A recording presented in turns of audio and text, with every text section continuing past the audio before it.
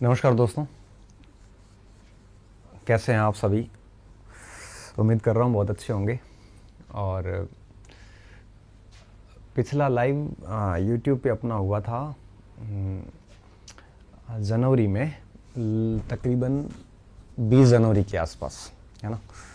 तो लगभग 7 महीने बाद आज हम वापस मुखातिब हो रहे हैं वर्चुअल माध्यम से।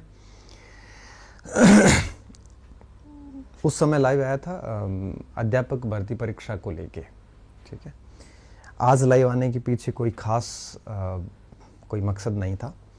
आज लाइव आने के पीछे मेन कारण ये था कि कल शिक्षक दिवस था और चाहकर भी सभी विद्यार्थियों तक पहुंच नहीं पाया और बहुत सारे ऐसे अनउत्तरित मैसेजेस रह गए। तो सोचा कि एक बार लाइव आया जाए और कुछ मोटिवेट कर लिया जाए स्टूडेंट को। काफ़ी टाइम हो गया, मार्केट में कई भ्रम फैले हुए हैं, तो उन पे भी बात की जाए। और साथ में कुछ स्टूडेंट्स के कंटिन्यू मैसेजेस रहते हैं कि पढ़ाई नहीं हो रही, उत्साह नहीं बन रहा वगैरह वगैरह। तो उन सब बातों पर चर्चा करने के लिए सोचा कि आज लाइव आके बात रखी जाए, ठीक है। काफ़ी दिन भी हो गए थे। तो मैं बात शुरू करने जा रहा हूँ सबसे पहले कि आज एक न्यूज़ वायरल हो रही थी कि सेकंड ग्रेड और फर्स्ट ग्रेड की भर्ती को वित्तीय स्वीकृति प्राप्त हुई और उसमें भी कई सारी पोस्ट के बारे में लिखा है। बहुत कम पोस्ट लिखी हैं, 2000 ऐसी कुछ। हालांकि मैं इतना पढ़ता नहीं हूँ, ऐसी खबरें र्यूमर्स चलते रहते हैं। उन पोस्ट पे आज जब बच्चों ने उसको पढ़ा कि इतनी कम पोस्ट है, तो इतनी कम पोस्ट देख के कई सारे स्टूडेंट को एक भय सा सताने लगा कि इतनी कम पोस्ट में तो सिलेक्शन कैसे होंगे वगैरह वगैरह, है ना। तो मैं सिर्फ इतना कहूँगा कि ये जो वित्तीय स्वीकृति है ये इस वित्त वर्ष की है, पिछले वित्त वर्ष की वैकेंसी बाकी है और भी कई सारे पद हैं। तो आप डरे नहीं इसको देख के, ये अभी तक 2 से 3 गुना और बढ़ेगी और तकरीबन 5-6 हज़ार के आसपास पद हो जाएंगे फर्स्ट ग्रेड के अंदर और 8-10 हज़ार के आसपास पोस्ट हो जाएगी सेकंड ग्रेड की, है ना। तो अभी इसमें ये केवल एक वित्त वर्ष की स्वीकृतियां हैं, पहले की स्वीकृतियां बाकी हैं। जो डायरेक्ट प्रमोट हुए हैं वो सीट बाकी है, अभी बहुत कुछ उसमें जुड़ना बाकी है। ये एक आधी अधूरी न्यूज़ है जिसको आप ज़्यादा सीरियस ना लें, है ना। तो ये जो चल रहा है वो बहुत नॉर्मल और बहुत ही ऊपरी न्यूज़ है, आपको सारी बातें पता नहीं है। इसलिए मैं सिर्फ इतना कहूँगा कि जो आंकड़ा है वो गलत नहीं है, लेकिन इसमें अभी और पोस्ट जुड़ने वाली है जो कि पिछले वर्षों की जो पेंडिंग है वो भी उसमें जुड़ेगी, जहाँ पिछली वित्तीय स्वीकृतियाँ भी साथ में जुड़ेगी। तो वो सब चीज़ें आएगी, आप निश्चिंत रहिए। 6,000 के आसपास पोस्ट बड़े आराम से निकल जाएगी, 5-6 हज़ार पोस्ट, और सेकेंड ग्रेड के अंदर भी लगभग 8-10 हज़ार के आसपास पोस्ट निकल जाएगी। एक तो ये भ्रम था। दूसरा भ्रम परीक्षा को लेके चल रहा है, असिस्टेंट प्रोफेसर के एग्ज़ाम को लेके कि परीक्षाएं कब होगी। और तो इस पर अभी तक कुछ क्लियरेंस है नहीं। हालांकि इसके लिए मैंने पूरा अलग से वीडियो बना के डाल दिया था कुछ दिन पहले कि ये परीक्षा जो है वो नहीं होने के कई कारण मैंने बताए थे। हालांकि मैंने ये भी कहा था कि कम से कम आप अपने लेवल पे रेडी रहना और गंभीर स्टूडेंट पढ़ते रहेंगे तो बेहतर है। बाकी परीक्षा के बारे में तो क्या ही कुछ कह सकते हैं, लेकिन वर्तमान परिस्थितियों को देखा जाए तो इतना आसान नहीं है क्योंकि कॉलेज लेक्चर में मोटे मोटे 97 एग्ज़ाम्स हैं, तो थोड़ा सा दिक्कत वाला काम है। तो मेरे को तो नहीं लग रहा है अगले साल पेपर होंगे, इस साल थोड़ा सा मुश्किल काम सा लग रहा है। लेकिन आप अपनी तैयारी जो है वो अच्छे से करते रहिए। तो और एक फर्स्ट ग्रेड की वैकेंसी को लेके भी था कि कब क्या कुछ हो सकता है, तो मैंने तो दिसंबर में बोल दिया था। उसके बाद में भी कई बार बोला कि तकरीबन अक्टूबर के आसपास वैकेंसी जारी होती है, तो अगले साल जून जुलाई के आसपास, उसके बाद ही एग्ज़ाम पॉसिबल है, उससे पहले मुझे पॉसिबल लग नहीं रहा। और बाकी तो आरपीएससी के बारे में क्या ही कहें, लेकिन मुझे लगता है कि बहुत मुश्किल काम है जुलाई से पहले पेपर करवाना। तो आप ढंग से फर्स्ट ग्रेड की कर रहे हैं तो करते रहिए, अभी आपको ठीक ठाक 10 एक महीने मिल जाएंगे और कॉलेज लेक्चर में भी आपको ठीक समय मिल जाएगा। आप अच्छे से पढ़ते रहिए और निश्चित तौर पे इतना फास्ट हो नहीं पाएगा आरपीएससी से कि वो अक्टूबर में पेपर करा दें, तो बड़ा टेढ़ा काम है।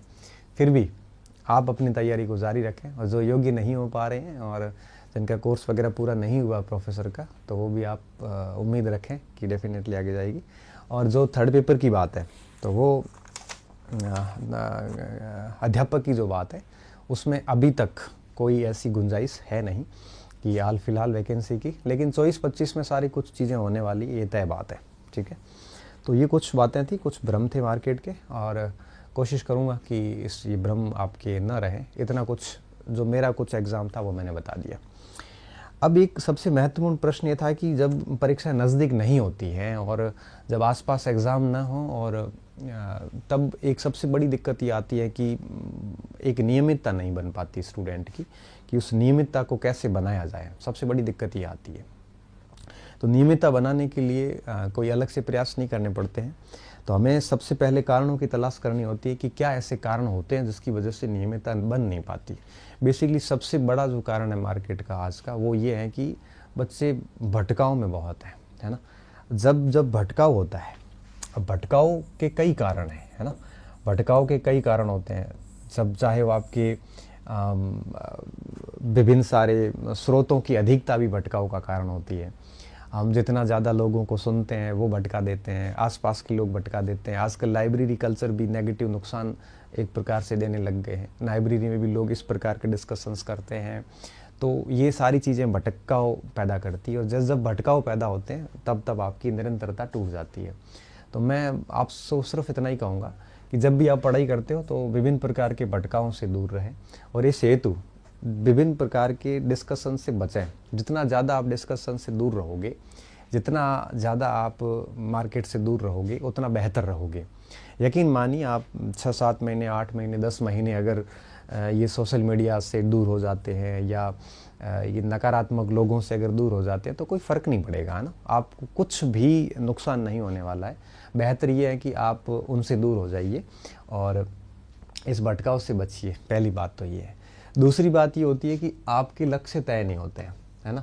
मैं देखता हूँ कई बार बच्चे मेरे पास पूछते हैं, सर अध्यापक की करें कि सेकंड ग्रेड की करें कि फर्स्ट ग्रेड की करें, कि आखिर किसकी प्रिपरेशन करें। तो 3-3 परीक्षाओं में भटके हुए कई महीनों तक हम पढ़ नहीं पाते हैं। तो बेहतर ये होता है कि आप देख लीजिए भाई, आप पाठ्यक्रम देखिए। अगर आपके लिए बड़ा फेवरेबल पाठ्यक्रम है, आपने पहले कौन से अटैम्प्ट लिए हैं, है ना, इन सारी चीज़ों को देखते हुए आपकी जो काबिलियत है या आपको कौन सा ठीक लग रहा है, ये सब सोच के फटाफट एक डिसीज़न ले लीजिए, है ना। एक निर्णय लेने के बाद में आप अगर बैठोगे ना, तो फिर क्या टाइम मैनेजमेंट भी हो जाता है, सारी चीज़ें हो जाती है। हम मोस्टली क्या करते हैं ना, पाठ्यक्रम हमारे पास में, हमें पता भी नहीं होता कि हमें एग्ज़ाम कौन सी की तैयारी करनी। सबसे अधिक प्रश्न मेरे पास ये आता है कि किस एग्ज़ाम की तैयारी करनी है। फिर जब एग्ज़ाम लक्ष्य तय हो जाते हैं, उसके बाद कई सारी चीज़ें सुलझ जाती है।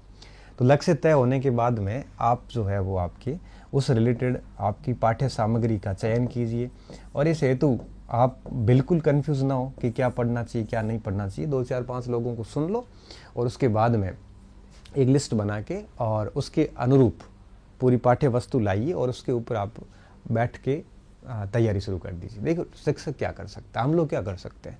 हम ये कर सकते हैं कि जो आपकी मंजिल है, अब शिक्षक मंजिल तक नहीं पहुंचा सकता, शिक्षक आपकी मंजिल का रास्ता तय कर सकता है, मतलब आपको राह दिखा सकता है। उस राह के ऊपर चलकर आप मंजिल तक पहुंच सकते हो। हमारा काम सिर्फ इतना ही है। एक व्यक्ति हुए थे थॉमस कैरुदर्स करके, है ना। थॉमस कैरुदर्स हुए थे, उन्होंने कहा था कि शिक्षक वह है जो धीरे धीरे अपनी ज़रूरत को ख़त्म कर दे। शिक्षक उसे कहते हैं जो अपनी ज़रूरत को ख़त्म कर दे। इसका तात्पर्य ये होता है कि आपको मेरी ज़रूरत हो रही हो कि रास्ता बताने के लिए, या पेपर कैसे करना है, या कौन सी पुस्तक पढ़नी है। मैं चाहता हूँ कि आपको इस लेवल की मैच्योरिटी आप में हो। आप हम लोगों से सीखने के बाद, आप अपनी परिस्थितियों से सीखने के बाद इस लेवल के मैच्योर हो जाओ कि आपको हमारी ज़रूरत ना रहे। तो शिक्षक सच में वही होता है जो आपको अपनी खुद की ज़रूरत को ख़त्म करे। और मैं यही चाहता हूँ कि आप खुद परिपक्व हो, आप खुद अपना रास्ता तय करें, आप खुद अपने निर्णय लें, और विभिन्न प्रकार की इन मार्केट की इस जंजालों से दूर रहोगे, उतना जितना ज़्यादा दूर रहोगे उतना भटकाव कम आएगा और आप है वो फ़ायदे में रहोगे। तो सबसे बड़ी प्रॉब्लम ये आती है कि आपका लक्ष्य तय नहीं है, तो जितना जल्दी हो सकता है आप अपना लक्ष्य तय कीजिए और फिर इसमें भटकिए मत, मार्केट को मत सुनिए, आप मार्केट से दूर रहिए, है ना। मार्केट में देखो यूट्यूबर्स भी आते हैं, मार्केट के अंदर विभिन्न कोचिंग सेंटर भी आते हैं, मार्केट में अपने सारे साथी भी आते हैं, ये सब चीज़ों से दूर रहिए। इसके साथ साथ सोशल मीडिया पूरा मार्केट ही है। अब इसमें कई सारे लोग आएंगे कि भर्ती आ नहीं रही है, कोई कहेगा कि आपकी विषय की पोस्ट नहीं आ रही है, कोई कहेगा कि ये हो रहा है वो हो रहा है। इन सारी चीज़ों से आप दूर रहिए, क्योंकि ये आपके हाथ में नहीं है। कब भर्ती आएगी, कब एग्ज़ाम्स होंगे, कब क्या होगा, इन सारी चीज़ों से आप जितना दूर रहोगे उतना फ़ायदे में रहोगे, क्योंकि विद्यालय बंद तो हुए नहीं है, आज नहीं तो कल वैकेंसी तो आनी है। अब जब ये भटकाव आते हैं तो भटकाव आने के बाद में क्या होता है कि आपकी निरंतरता टूट जाती है, ठीक है। अब जब ये निरंतरता टूटती है ना, तब निरंतरता टूटने का सबसे बड़ा परिणाम ये निकलता है कि आप अस्त व्यस्त हो जाते हैं। और जब आप अस्त व्यस्त हो जाते हैं तब समस्या ये आती है कि आपका पूरा टाइम मैनेजमेंट बिगड़ जाता है। और जब आपका टाइम मैनेजमेंट बिगड़ जाता है तब आप में नीरसता आ जाती है ना, नीरसता आ जाती है। और सबसे बड़ी समस्या ये आती है कि मनोबल गिर जाता है और आपको अपने ऊपर ही क्रोध आना शुरू हो जाता है ना। मनोबल गिरता है, निरसता आ जाती है, कोई उत्साह जैसी स्थितियाँ उत्पन्न होती नहीं है। तो बेहतर सबसे बढ़िया ऑप्शन ये होता है कि आप अपनी निरंतरता को बनाए रखें, और इस हेतु सबसे बढ़िया काम ये होता है कि आप अपना टारगेट सेट करें, अपनी पाठ्य सामग्री सेट करें, और उसके बाद में आप अपने आप को हमेशा से बाउंड रखें। आप रात को सोते वक्त हमेशा से ये तय कर लें कि कल क्या टारगेट है और आपको कल क्या चीज़ें पूरी करनी है। जिससे जैसे ही आपने तय कर लिया कि भाई कल मुझे ये 5 टॉपिक पूरे दिन में करने हैं, तो फिर पूरा दिन उन टॉपिक्स को करते रहिए। आप ना आगे के कल के बारे में सोचें, ना आप पीछे के कल के बारे में सोचें। आप केवल और केवल अपना एक दिन का जो टारगेट आपने लिया है उस टारगेट को पूरा करने में लगा है ना।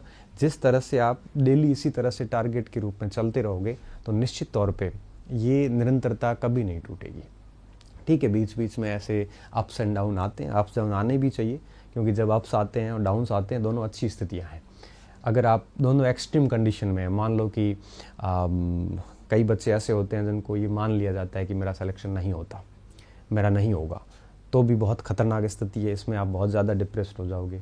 अगर कोई ऐसे व्यक्ति हैं जो ये मान लेते हैं कि नहीं मेरा तो कन्फर्म ही सिलेक्शन है, ये अति भी बहुत ख़राब है। क्यों? क्योंकि ये फिर ओवर कॉन्फिडेंट में गलतियाँ ज़्यादा हो जाती हैं। बीच की स्थिति आपकी हमेशा रहनी चाहिए, कभी ये लगना चाहिए कि नहीं हो रहा है, कभी लगना चाहिए कि मेरा हो जाएगा। और इस स्थिति में रेगुलर आप है वो कितना भी कहीं पर भी बिजी हो, अपने 5-7 घंटे डेली निकालिए, मतलब निकालने हैं आपको, है ना। तो इससे क्या होगा कि आपकी कंटिन्यू एक कंसिस्टेंसी के साथ बनी रहेगी, और ये सबसे बढ़िया बात होती है। कई सारे स्टूडेंट ऐसे आते हैं कि सर मेरे के परिस्थितियाँ ठीक नहीं है, मेरे वो ठीक नहीं है। मानता हूँ सारी लोगों की परिस्थितियाँ सही भी नहीं होती, कई तो इस सृष्टि में कोई सुखी भी नहीं है, कोई बीमार रहता है, किसी की आर्थिक समस्याएं हैं, किसी की पारिवारिक समस्याएं हैं, किसी की कोई नई प्रकार की समस्याएं हैं। हर व्यक्ति किसी न किसी समस्या से ग्रसित है, ठीक है। तो आप इन समस्याओं के हवाले दे के बच नहीं सकते, क्योंकि जैसा कि मैंने आपको पहले कहा था एक बार कि ये जितनी भी बातें हैं, है ना, परीक्षाएं बड़ी क्रूर होती है।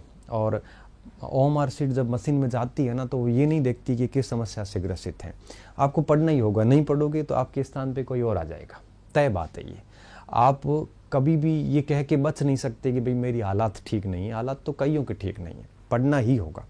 कुछ जैसे आता है कि भाई महिलाएं कहती हैं कि हम गृहिणी हैं, हमें टाइम नहीं मिलता, तो कोई कहता है, कोई तो ये कहते हैं सर हम अध्यापक लगे हुए हैं, कहीं लगे हुए हैं, गवर्नमेंट जॉब में हैं, हम कैसे टाइम मैनेज करें। तो आप गवर्नमेंट जॉब में, आपको टाइम क्यों मैनेज करना है? आप तो टाइम निकालना पड़ता है, आपको टाइम मिलेगा थोड़ी ना। टाइम निकालिए, और अगर चाहते हो कि भाई हम करियर में प्रोग्रेस करें तो आप डेफिनेटली पढ़िए, अगर आपको लगता है तो, अदरवाइज ज़रूरत नहीं होती उसकी, है ना। तो बढ़िया तरीके से मेहनत करिए, नियमितता लगातार बनाइए, और डेली रूटीन का ध्यान रखिए। जिस दिन आपका रूटीन टूट गया, है ना, रूटीन का बना रहना बहुत ज़रूरी होता है। हर दिन आप मन भी नहीं है ना तो भी कुछ न कुछ पढ़ते रहिए। रूटीन टूटने के बाद आपको मोटिवेशन की आवश्यकता रहती है, और ये मोटिवेशन थोड़ी देर तक रहते हैं, उसके बाद में ये मोटिवेशन ख़त्म हो जाते हैं।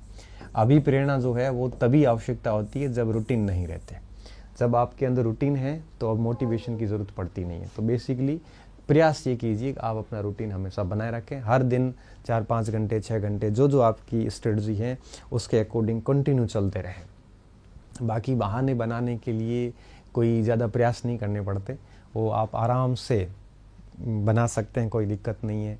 कई बच्चे इस तरह तक कहते हैं सर मैं तो बहुत गरीब हूँ, ये हो सकता है, गरीबी भी होती है, कई सारे लोगों की होती है, लेकिन मुझे लगता है कि मोस्टली बच्चों की माँ बाप उसकी ज़रूरतें पूरी कर देते हैं, उसके बावजूद भी आप अपने आप को गरीब मानते हैं, तो मैं तो कहता हूँ आप अपने माता पिता का अपमान कर रहे होते हैं, क्योंकि माँ बाप ये सोच रहे हैं कि हम है वो बच्चे की जो छोटी मोटी ज़रूरतें हैं वो सारी पूरी कर रहे हैं। उसके बावजूद भी बच्चा अगर ये कहता है कि नहीं मेरे पास तो ये नहीं है, मेरे पास वो नहीं है, तो अब लालच तो पूरे नहीं होते, ज़रूरतें पूरी हो जाती है। और माँ बाप जितना भी आपको कुछ देते हैं तो उसके बाद आप ऐसे गरीब कह के उनको, मुझे लगता है कि उनका आपको अपमान नहीं करना चाहिए। हर व्यक्ति अपने आप में उतना होता है कि उसकी ज़रूरतें पूरी हो जाती हैं। कुछ बच्चे वाकई में गरीब होते हैं जिनके माँ बाप किसी के होते भी नहीं हैं, तो ऐसी स्थिति में कई बार वो खुद मजदूरी करके भी पढ़ते हैं, लेकिन ऐसे बच्चे कभी भी चिल्लाते नहीं हैं कि हम गरीब हैं, वो अपना खुददारी बहुत होती है उनमें और वो अपना काम स्वतः कर लेते हैं। ये गरीबी का अगर आप ऐसे करते हो तो ये बहुत गलत है, मैं मानता हूँ।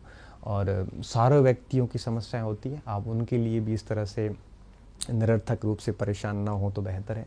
तो कोशिश ये कीजिए कि निरंतर पढ़िए और मार्केट से दूर रहिए, जितना आप दुनियादारी से दूर रहोगे, क्योंकि हर दिन मुझे एक शब्द सुनने को ज़रूर मिलता है कि सर मैंने ये सुना है, सर कोई ये कह रहा है, सर ये मार्केट में ये चल रहा है। आप क्यों इनकी बातों में आ रहे हो? ये कोई आरपीएससी है नहीं, ये कोई बोर्ड के अध्यक्ष तो है नहीं, ये कोई मुख्यमंत्री है नहीं, किसी को कुछ पता होता नहीं है। वो हर व्यक्ति अपने अपने विचार रखता है, हम भी अपने विचार ही रखते हैं। फिर आप उन लोगों की सुन के आप खुद को प्रभावित कर रहे हो। और मैं मानता हूँ कि जो व्यक्ति मार्केट से प्रभावित होता है वो सफल हो नहीं पाते। क्यों? क्योंकि उसको भटकाने वाले 1000 लोग आएंगे। तो सबसे बढ़िया काम ये होता है, रूम में रहिए, पढ़िए बढ़िया, और इन दुनियादारी से दूर हो जाइए, क्योंकि जिस दिन आप फेल होंगे उस दिन यही लोग आपके मज़े लेने के लिए आ जाएंगे। और पास हो जाओगे तो ये लोगों को छोड़ भी दिया ना तो ये लोग आपसे वापस आके वैसे मिल जाएंगे। तो आप बेहतर ये होगा कि आप इस तरह से काम कीजिए। बाकी आपके सोचने से, आपके बहुत ज़्यादा परेशान होने से किसी को कोई मतलब नहीं है। आप बिना फालतू बिल्कुल परेशान ना हो।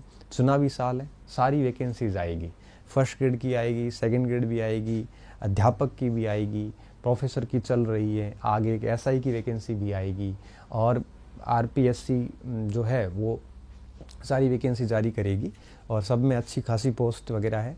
और मार्केट के ट्वीट्स वगैरह देख के अगर आप प्रभावित हो रहे हैं तो उसका कोई इलाज नहीं है। ठीक है, ये सारी बातें थी। मैं समझता हूँ कि पढ़ाई की निरंतरता हो या उत्साह हो या आत्मविश्वास हो, ये सारी चीज़ें एक दूसरे से बड़ी रिलेटेड होती है। आप जितने अंदर से कमज़ोर होंगे, जितने अपरिपक्व होंगे, उतनी आपकी पढ़ाई निरंतरता कभी पकड़ नहीं पाएगी। बेस्ट ऑप्शन यही होता है कि आप दुनियादारी से दूर रहें, सोशल मीडिया से दूर रहें, ऐसे क्रांतिकारियों से दूर रहें, और ये यूट्यूबर्स, टेलीग्राम, व्हाट्सएप वगैरह, ये सब आपके जो डाइवर्ट करने के जो माध्यम हैं इनसे दूर रहें। कम से कम लोगों को सुनें और अधिकतम पढ़ाई करोगे तो आपको कोई भटकाएगा नहीं, और भटकोगे नहीं तो निरंतरता कभी खंडित नहीं होती है। निरंतरता का सीधा जुड़ाव भटकाव से है। आपको कोई भी आके भटका के चला जाता है, मैंने इतना कह दिया, लेकिन थोड़ी देर बाद कहोगे नहीं सर वो ये कह रहा है, वो ये कह रहा है, फिर ऐसे करोगे तो आप मार्केट के अंदर एक कस्टमर बन के रह जाओगे। तो इन चीज़ों को आप ध्यान रखिए और थोड़े से मैच्योर बनिए, है ना, परिपक्व बनिए, अपने निर्णय खुद लीजिए और थोड़ा सा लॉजिकली सोचिए। अगर कोई कह रहा है कि मुझे अच्छे से याद है कि फरवरी मार्च में कुछ यूट्यूबर्स जुलाई में फर्स्ट ग्रेड की परीक्षा करवा रहे थे, अभी वही यूट्यूबर्स वापस ऑनलाइन लाइव आए हैं। अब वो कह रहे हैं कि आज सितंबर में 15 दिन में भर्ती आ जाएगी, फिर परीक्षा हो जाएगी, फिर आगे और ये कहेंगे। तो इन क्रांतिकारियों से कृपया करके आप दूर रहें। ये लोग इसी तरह से करते रहेंगे। आप अपनी पढ़ाई पे ध्यान दीजिए और मैं चाहता हूँ कि आप सिलेबस पूरा कीजिए। एक दिन मेरे पास एक स्टूडेंट का कॉल आता है, बोले सर फर्स्ट ईयर की परीक्षा हो जाए, कब आएगी, भर्ती तो आ ही नहीं रही है वगैरह। मैंने कहा आ जाएगी, आपने सिलेबस पढ़ लिया? तो कि नहीं मेरे तो अभी 3 यूनिट हुई है। अब 3 यूनिट हुई है मतलब 60% सिलेबस बाकी पड़ा है, और टेंशन इस बात की है कि एग्ज़ाम नहीं हो रहा है, टेंशन इस बात की है कि एग्ज़ाम नहीं हो रहा। तो मैंने कहा अगर मान लो आज भर्ती आ जाए और जनवरी में परीक्षा हो जाए तो सर मैं फेल हो जाऊंगा। तो जब जनवरी में फेल होने की स्थिति है तो कोशिश ये करो कि आप है वो अपना कोर्स पूरा कीजिए। आप क्यों इस चीज़ों में फंसे हुए हो? जिस दिन होना है उस दिन हो जाएगा सिलेक्शन। बेस्ट ऑप्शन ये है कि आप अपने आप को तराशते जाइए, तब जाके बात का कुछ आनंद है। अन्यथा आप इन क्रांतिकारियों के चक्कर में अपना समय खराब करोगे और कुछ भी नहीं है। तो बहुत गज़ब मेहनत कीजिए। और कई बार एक बच्चे नियमितता टूटने का एक कारण और भी बताते हैं कि सर हमें याद नहीं होता, पढ़ा खूब है लेकिन याद नहीं होता। अब देखो, याद नहीं होता, याद हम कंप्यूटर तो है नहीं कि एक बार पढ़ने से सारी चीज़ें याद हो जाए। ना आपसे होती, ना मेरे से होती, किसी से भी नहीं होती। याद करने की भी एक बेसिक पैटर्न होता है। पैटर्न क्या होता है? सबसे पहले हम टॉपिक को समझते हैं, पढ़ते हैं अच्छे से पढ़ते पढ़ते हम उसको समझते हैं कि वो बिंदु कहना क्या चाह रहा है। समझने के बाद में हम उसको शॉर्ट में लिख लेते हैं, साइड में लिखते हैं या अपनी कॉपी में लिख लेते हैं। अब उसको कॉपी में लिखने के बाद में फिर उसका 1-2 बार अभ्यास करते हैं। उससे रिलेटेड जो प्रश्न आए हुए हैं पुराने, उन प्रश्नों का अध्ययन करते हैं, तब उसकी प्रकृति पता चलती है। उसके बाद में हम उसी टॉपिक को 3-4 बार रिवीजन करते हैं, फिर मनन करने की स्थिति में आते हैं। फिर मनन करते हैं, उसके बाद जाके हमारी स्थिति ये आती है कि हमें वो चीज़ें याद होनी शुरू हो जाती है। ऐसे याद होता है। अब किसी को तो ये चाहिए कि नहीं, मेरे को तो एक बार में याद क्यों नहीं हुआ। अब एक बार में याद कैसे होगा? एक बार में कोई चीज़ याद नहीं होती है। आपको याद करने का एक पैटर्न फॉलो करना पड़ेगा। पहले बिंदु को समझिए कि कहना क्या चाह रहा है। कई बच्चे तो किताब को उपन्यास की तरह पढ़ते हैं, लाइन टू लाइन पढ़ते जाते हैं।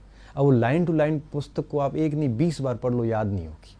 ये पैराग्राफ लिखा हुआ है, जब तक उस पैराग्राफ को पढ़ने के बाद, उन 10 पंक्तियों को पढ़ने के बाद अगर आप उसका मनन करके सार बोल नहीं पा रहे हैं, आप समझिए अभी तक आपने उसको ठीक से नहीं पढ़ा। तो एक पैराग्राफ का सार आपको पता होना चाहिए कि पैराग्राफ क्या कहना चाह रहा है। पहले ऐसे किया जाता है, फिर उसको एक ऐसे पढ़ने के बाद में जैसे उसके सारे सार समझ में आ जाते हैं, फिर उनको शॉर्ट में लिखा जाता है। शॉर्ट में लिखने के बाद में फिर क्या किया जाता है, एक बार पूरा अध्ययन किया जाता है और उसके बाद में क्या करते हैं, अभ्यास करते हैं पुराने पेपर्स का। और अभ्यास के दौरान हमें समझ में आता है कि किस टॉपिक से कैसे प्रश्न आते हैं। अभ्यास बहुत ज़रूरी होता है। बिना अभ्यास के हम पता नहीं चल पाता कि परीक्षा में प्रश्न किस टाइप का आता है, और टाइप पता नहीं होती तो फिर जब हम एग्ज़ाम में जाते हैं तो प्रश्न को देखने के बाद हम उसका उत्तर टिक नहीं कर पाते, क्योंकि हमें अंदाज़ा भी नहीं था पढ़ते वक्त कि इसका ऐसा प्रश्न आता है। फिर जब हम वापस आके देखते हैं तो हमारे वो पढ़ा हुआ होता है, लेकिन फिर भी हम गलत करके आते हैं। इसलिए अभ्यास करोगे तो आपको हर टॉपिक से किस किस टाइप के प्रश्न बन सकते हैं उसका आपको अंदाज़ा होना शुरू हो जाएगा, और फिर 4-5 बार रिवीजन हो जाते हैं, तब चीज़ें याद होनी शुरू हो जाती है। तो इस याद नहीं होने की वजह से आप अपनी निरंतरता भंग कर रहे हैं तो गलत है। आप उस पैटर्न को फॉलो कीजिए और इसी तरह से पढ़िए। समय लगेगा, डेफिनेटली लगेगा, लेकिन समय भली लगे, लेकिन चीज़ें इतनी बढ़िया तरीके से तैयार हो जाएगी कि आप बहुत आसानी से अपना सिलेबस कर लोगे और अपना सिलेक्शन जो है वो सुनिश्चित कर सकते हो। ठीक है, अब मैं आपके एक बार कमेंट देख लेता हूँ और उसके बाद में बात को हम ख़त्म करते हैं। ठीक है, जब तक ऊपर एग्ज़ाम नहीं आवे तब तक स्पीड नहीं बनती तो कोई बात नहीं। आप जब सो रहे होते हैं उस समय कोई पढ़ रहा होता है, जब आप धीरे धीरे पढ़ रहे होते हैं उस समय कोई फास्ट पढ़ रहा होता है, जब आप राजनीति कर रहे होते हो उस समय कोई राजनीति पढ़ रहा होता है ना। तो वो कोई फ़र्क नहीं पड़ता। आपको अगर नौकरी चाहिए तो स्पीड बना लो। सर मैं फर्स्ट की हिस्ट्री कोर्स ज्वाइन करना चाहता हूँ, रिकॉर्ड कोर्स में अपडेट होगा क्या? जी कोई अपडेट नहीं है, वही रहेगा कोर्स में, है ना। मैंने इतना कुछ दे दिया है कि उसमें अपडेट की गुंजाइश नहीं है। सर रीट पे बारे में बताइए। रीट मुझे लगता है अगले साल जून जुलाई आसपास के रीट हो जाएगी, और फर्स्ट ग्रेड की जहाँ तक रूट के अध्यापक की बात है तो वो अगले साल 25 में जनवरी फरवरी के आसपास हो सकती है। साइकोलॉजी का कोर्स अपलोड करो, पॉसिबल नहीं है। सेकेंड ग्रेड ऑफलाइन बैच चल रहा है और डेली 5 क्लास देखता हूँ, 180 क्लास शेष रही, बहुत बढ़िया बात है। कॉलेज लाइब्रेरियन की सारी पात्रता पूरी करने के बाद तो कुछ नहीं है।